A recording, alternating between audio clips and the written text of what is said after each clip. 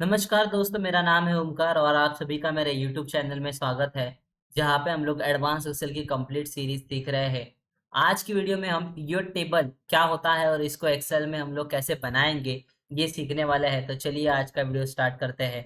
Pivot table होता क्या है? पिवट टेबल यानी कि आप एक टेबल बनाओगे जिसको आप आपके हिसाब से अरेंज करोगे। आपके पास अगर बहुत बड़ा डेटा है तो उसको आप अरेंज करके उसके मदद से उसको आप क्या करने वाले, फिल्टर आउट करने वाले हो। तो उसी को हम लोग पिवट टेबल बोलते हैं। तो पिवट टेबल के लिए हमें डेटा लगता है। तो पिवट टेबल यूज करते वक्त हमेशा हम लोग बड़ा डेटा ही लेते हैं, क्योंकि बड़े डेटे के ऊपर ही हम लोग पिवट टेबल यूज कर पाएंगे। ये कॉलम्स के ऊपर ऑलमोस्ट फिल्टर आउट कर देता है, ये आपके कॉलम्स को फिल्टर आउट कर देता है। जैसे कि यहाँ पे मेरे पास आपको कॉलम्स के हेडिंग्स दिखेंगी, इससे भी ज्यादा बहुत सारी हेडिंग्स होती है।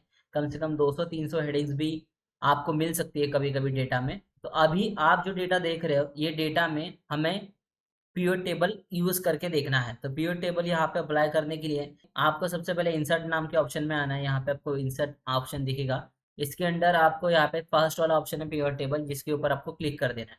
पिवट टेबल के ऊपर क्लिक करने के बाद वो ऑटोमेटिकली रेंज सिलेक्ट कर लेता है, यानी कि जो टेबल है वो सिलेक्ट कर लेता है। अगर नहीं सिलेक्ट कर रहा है तो आप मैनुअली भी सिलेक्ट कर सकते हो। ये पूरा यहाँ से निकाल के आप मैनुअली यहाँ से आपका जो टेबल है वो सिलेक्ट कर सकते हो। उसके बाद आपको बता रहा है कि ये जो टेबल है ये कहाँ पे आएगा, ये न्यू वर्कशीट में आएगा या फिर एग्जिस्टिंग वर्कशीट में आएगा। तो न्यू वर्कशीट में आप ले सकते हो इसको, या एग्जिस्टिंग वर्कशीट यानी कि जो भी आपको एग्जिस्टिंग वर्कशीट है, जैसे यहाँ पे आपको चाहिए तो यहाँ पे भी आप ले सकते हो। ये हम लोग बाद में देखेंगे, फिलहाल के लिए हम लोग यहाँ पे न्यू वर्कशीट करते हैं। ओके करने के बाद देखिए आपको यहाँ पे पिवट के फील्ड्स मिल जाते हैं और लेफ्ट साइड में आपको एक टाइप में टेबल वन करके मिलता है। तो यहाँ पे ये जो आपको टेबल्स के फील्ड्स दिख रहे हैं, इसके अंदर आप सब हेडिंग देख पाओगे और ये आप सर्च भी कर पाओगे अगर आपके पास बहुत सारी हेडिंग्स है तो। और आप यहाँ पे नीचे देखोगे कि ये जो ऊपर वाले फील्ड्स है ये आपको ड्रैग करने हैं ये एरियाज में। तो अगर आप कॉलम में कुछ चीज ड्रैग करोगे तो वो सब कॉलम्स में आएगा जो डेटा आपको देखना है। रोज में ड्रैग करोगे तो डेटा रोज में दिखेगा, यानी कि वर्टिकल दिखेगा। कॉलम में हॉरिजॉन्टल दिखेगा। और जहाँ पे भी आपके पास अमाउंट रहेगा वो आप वैल्यूज में डालोगे। और फिल्टर जहाँ पे लगाना है वो फिल्टर में आप डाल सकते हो। जैसे मैं एम्प्लॉय कोड है वो फिल्टर में उठा के यहाँ पे ट्रैक कर दिया, तो आप चेक कर सकते हो यहाँ पे मेरा जो एम्प्लॉय कोड है वो मुझे फिल्टर आउट में मिल रहा है। ओके, ये मेरा फिल्टर में चला गया। उसके बाद अगर मैं फर्स्ट नेम जो है कॉलम में डाल देता हूँ तो देखिए मेरा जो फर्स्ट नेम है वो सब कॉलम में आपको दिखेगा। ये सीधा एक कॉलम में चला गया फर्स्ट नेम। अभी मेरा जो पीओ टेबल का जो फील्ड्स का सेटिंग है वो चेंज हो गया, मतलब चला गया था, मैंने क्लिक कर दिया वो आ गया। अगर आपसे ये चला ही जाता है ऐसे, मतलब आपको वो दिख रहा नहीं है, तब आप क्या करोगे, वो टेबल के ऊपर जाके राइट क्लिक करो और यहाँ पे शो फील्ड्स लिस्ट का ऑप्शन आएगा, उसके ऊपर क्लिक कर दो, आपको फिर से वो पीओ टेबल फील्ड्स दिखेगा। अभी ये जो फर्स्ट नेम है इसको मैं उठा के कॉलम से रो में ले लेता हूँ, तो आपको एक सेट लाइन में दिखेगा, जैसे आप डेटा पसंद करते हो देखना वर्टिकल लाइंस में। वैसे ही मैं लास्ट नेम लेके अगर कॉलम में डालूंगा तो देखिए लास्ट नेम ऐसा मेरा कॉलम में चला गया, उसको मैं रो में ले लेता हूँ। और डिपार्टमेंट अगर मैं चाहता कॉलम में डालना तो देखिए डिपार्टमेंट भी मेरा कॉलम में चला गया, लेकिन हम लोग मोस्टली रो में ही डेटा रखते हैं। तो मैं रो में डेटा ले रहा हूँ, मैंने डिपार्टमेंट ले लिया। और ये जो नेट सैलरी है ये भी मैं वैल्यूज में डाल देता हूँ, तो जो अमाउंट रहता है वो वैल्यूज में जाएगा।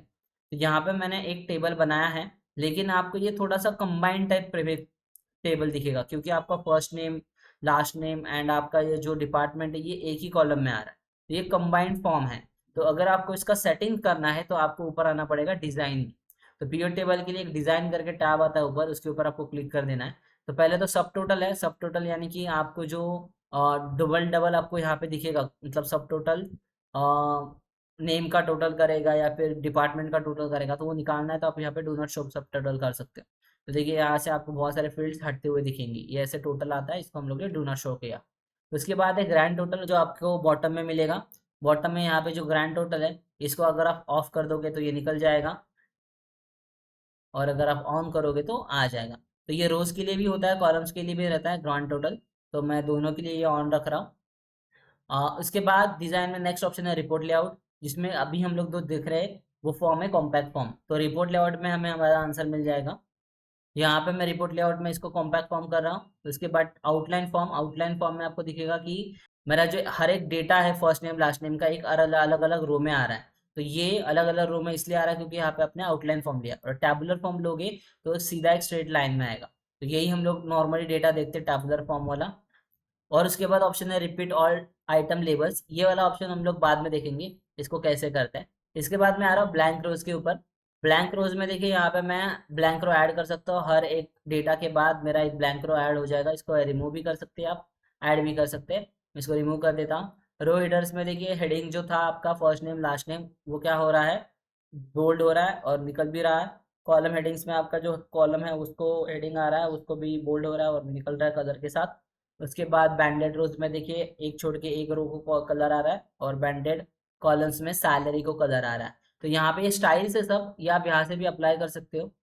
यहाँ पे भी आपको कलराइज की स्टाइल्स मिलेगी और आप ये चेंज भी कर सकते हो। तो ये स्टाइल सेटिंग्स कस्टमाइज करने के लिए यहाँ पे न्यू पिवट स्टाइल का ऑप्शन दिया गया है, जहाँ से आप क्या कर सकते हो, नया स्टाइल बना सकते हो।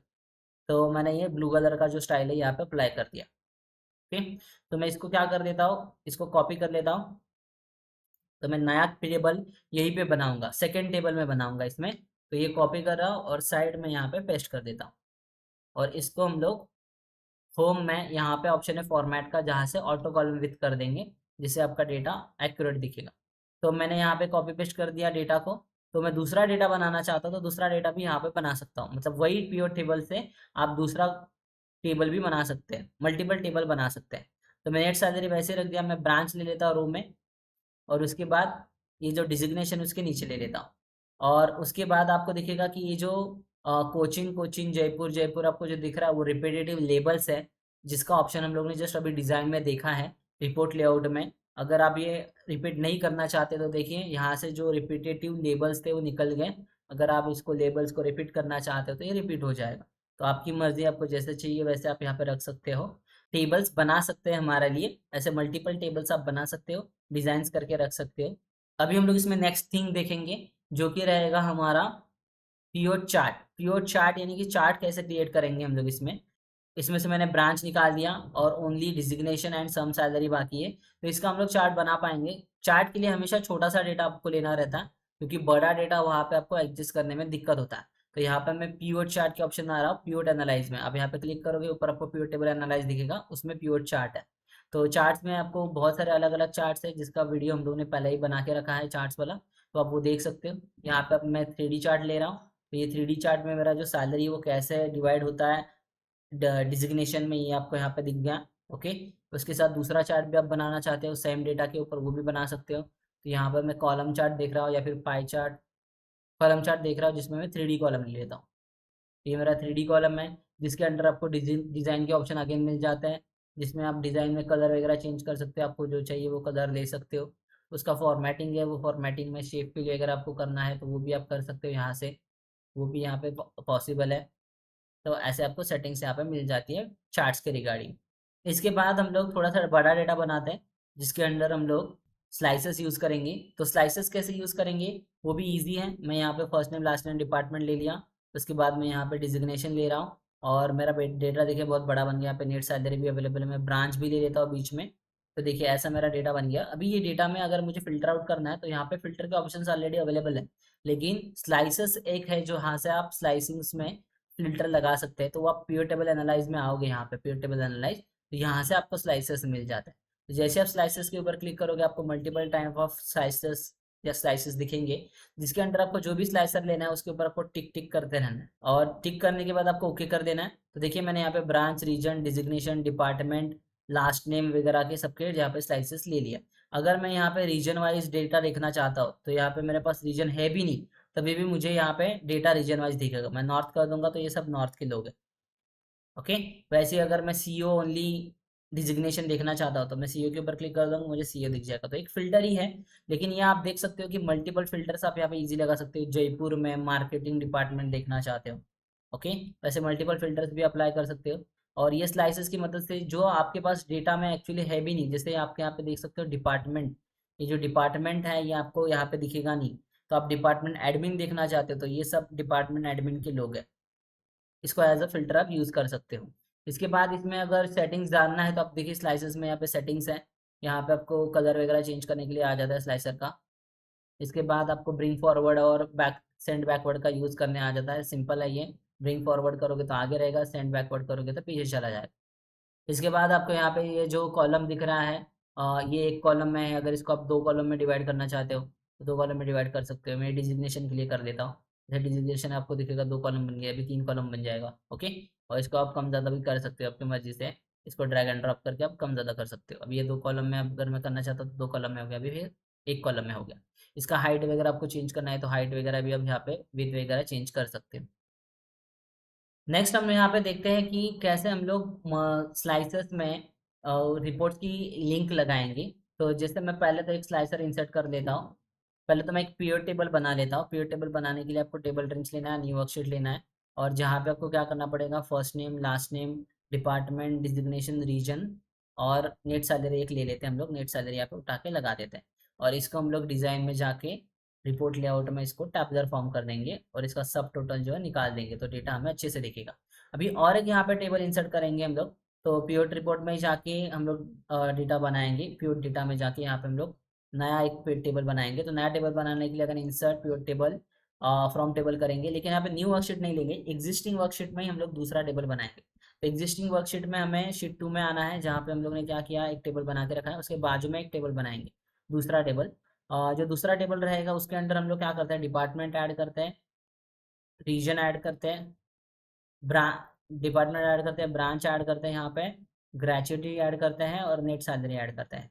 तो हमारे पास देखिए 2 टेबल है, एक ये वाला टेबल है, एक ये वाला टेबल है। इसके अंदर अगर आप चेंजेस करना चाहते हो डिज़ाइन से तो इसको आप टेबुलर फॉर्म बना सकते हो। ओके, तो यहाँ पे 2 टेबल है, उसका लिंक बना के हमें क्या करना है, स्लाइसेस को इस्तेमाल करना है।